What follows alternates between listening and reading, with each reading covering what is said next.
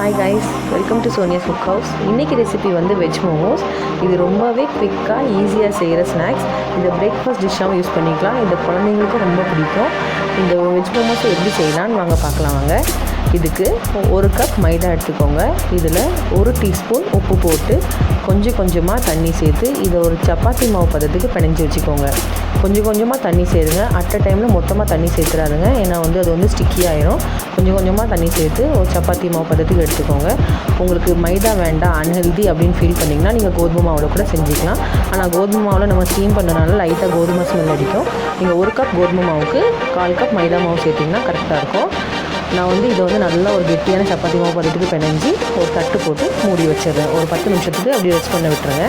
இதுக்கு நடுவில் ஒரு கப் முட்டைகோஸ் எடுத்து பொடி பொடியாக வெட்டிக்கோங்க. அதில் ஒரு பிஞ்ச் உப்பு போட்டு நல்லா மிக்ஸ் பண்ணி அதை தண்ணி ஊற விட்டுருங்க. இது ஒரு 10 நிமிஷம் கழித்து எடுத்திங்கன்னா அது நல்லா தண்ணி விட்டுருக்கும். அந்த தண்ணி எல்லாத்தையும் புழிஞ்சு எடுத்துக்கோங்க. நீங்கள் அப்படியே சேர்த்திங்கன்னா நம்ம ஸ்டீம் பண்ணும்போது அது உள்ளே ஃபுல்லாக தண்ணி விட்டுருக்கோம். அதனால் நல்லா இருக்காது. அதனால் தண்ணியை நல்லா ஸ்க்வீஸ் பண்ணி இதை தனியாக ஒரு பாத்திரத்தை எடுத்து வச்சுக்கோங்க.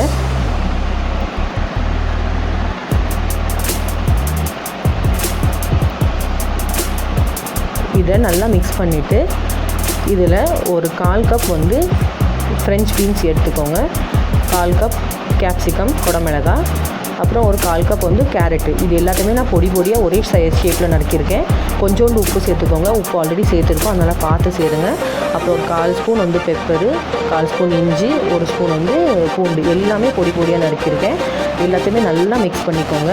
இது அப்படியே ராவாகவே சாப்பிட்லாம். ஸோ அதனால் அப்படியே நல்லா மிக்ஸ் பண்ணிக்கோங்க. இதை வேக வைக்கணும்னு அவசியம் இல்லை.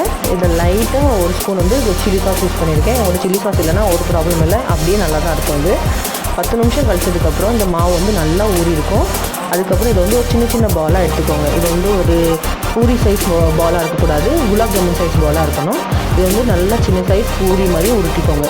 கொஞ்சோண்டு மாவு சேர்த்து நல்லா பூரி ஷேப்புக்கு உருட்டிக்கோங்க. நல்லா திக்காகவே இருக்கக்கூடாது, மாவு நல்லா தின்னாக இருக்கணும். இல்லைனா திக்காக இருந்தால் ரொம்ப மாவாக இருக்கும் சாப்பிடும்போது. அதனால் நல்லா தின்னாக இருக்கணும். அதில் ஒரு 2 ஸ்பூன் நம்ம பண்ணி வச்ச மிக்சரை வச்சுடுங்க. ரொம்ப வைக்காதுங்க. ரொம்ப அதிகமாக வச்சிங்கன்னா அது அப்படியே கிழிஞ்சி வெளியே வந்துடும். அதனால் 2 ஸ்பூன் வச்சா போதும்.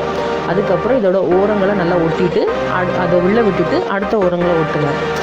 ஒன்றை ஒட்டினீங்கன்னா அது உள்ளே விட்டுட்டு அடுத்த ஓரங்களை ஒட்டணும். அது பின்னிட்டே வந்தீங்கன்னா உங்களுக்கு ஒரு பின்னல் ஷேப்புக்கு ஒரு டிசைன் வரும், எல்லோ ஷேப்புக்கு இருக்கும். உங்களுக்கு இது செய்கிறதுக்கு கஷ்டமாக இருந்துச்சுன்னா நீங்கள் உள்ள ஸ்டஃபிங் வைக்காமல் ஃபஸ்ட்டு சும்மாவே அந்த பூரி உருட்டிக்கோங்க. உருட்டிட்டு அதை ஃபஸ்ட்டு செஞ்சு ட்ரையல் பாருங்கள்.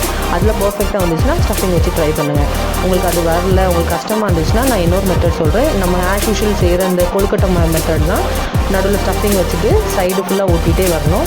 இது ஒட்டிகிட்டே வந்தீங்கன்னா உங்களுக்கு ஒரு கொழுக்கட்டை மாதிரியே வரும். எப்படி வச்சாலுமே நல்லா தான் இருக்கும். அது பார்க்க அழகாக இருக்கும். 1 கப் மைதா மாவுக்கு உங்களுக்கு 15 to 20 பீஸ் வரைக்கும் வரும். நான் எல்லாத்தையுமே இந்த 2 ஷேப்பில் செஞ்சு தனியாக எடுத்து வச்சுக்கிட்டேன். அதுக்கப்புறம் ஒரு இட்லி குக்கர் எடுத்துக்கோங்க. அதில் தண்ணி நல்லா கொதிக்க விட்டுருங்க. தண்ணி கொதிச்சதுக்கப்புறம் தான் நீங்கள் அதை வைக்கணும். தண்ணி கொதிக்காமல் வச்சிங்கன்னா அது மாவாக இருக்கும். தண்ணி கொதிச்சதுக்கப்புறம் ஒரு ஸ்டீமர் பிளேட்டை வச்சு எல்லாத்தையும் மேலே வச்சுக்கோங்க. உங்களுக்கு அட் அ டைமில் வைக்கணும்னா இட்லி சட்டி கூட யூஸ் பண்ணிக்கோங்க. நான் ஒரு பிளேட் இட்லி சட்டி மேலே வச்சுருக்கேன். எல்லாத்தையுமே ஒரே டைமில் வச்சு ஒரு 10 நிமிஷத்துக்கு ஸ்டீம் பண்ணுங்கள் லோ ஃப்ளேமில். 10 நிமிஷம் கழித்து இந்த ஸ்டவ்வை ஆஃப் பண்ணிவிட்டு ஆற விட்டுருங்க. ஏன்னா சூடாக எடுத்திங்கன்னா அது பிஞ்சிரும். அதனால் சூடாக எடுக்காதுங்க. அப்படியே ஆற விட்டுட்டு நல்லா ஆறினதுக்கப்புறம் அதை ஒவ்வொன்றா எடுத்துக்கோங்க. தனியாக எடுத்து வச்சுக்கோங்க. இதை நீங்கள் அப்படியே சாப்பிடலாம், இல்லை டொமேட்டோ கெச்சப் கூட யூஸ் பண்ணிக்கலாம். இதுக்கு நான் ஷேஸ்வான் சட்னி பண்ணியிருக்கேன். இது ஷேஸ்வான் சட்னியோட லிங்க் வேணும்னா நான் டிஸ்கிரிப்ஷனில் போடுறேன், பார்த்துக்கோங்க. இந்த ரெசிபி உங்களுக்கு பிடிச்சிருந்தா வீட்டில் ட்ரை பண்ணுங்கள். இது ரொம்ப சாஃப்ட் அண்ட் நல்லா டேஸ்டியாக இருந்துச்சு. இந்த வீடியோ உங்களுக்கு பிடிச்சிருந்தா லைக் பண்ணுங்கள், ஷேர் பண்ணுங்கள், சப்ஸ்கிரைப் பண்ணுங்கள். இந்த மோமோஸை நீங்கள் வீட்டில் செஞ்சு பார்த்துட்டு எப்படி இருந்துச்சுன்னு கமெண்ட்டில் கண்டிப்பாக சொல்லுங்கள். தேங்க்யூ.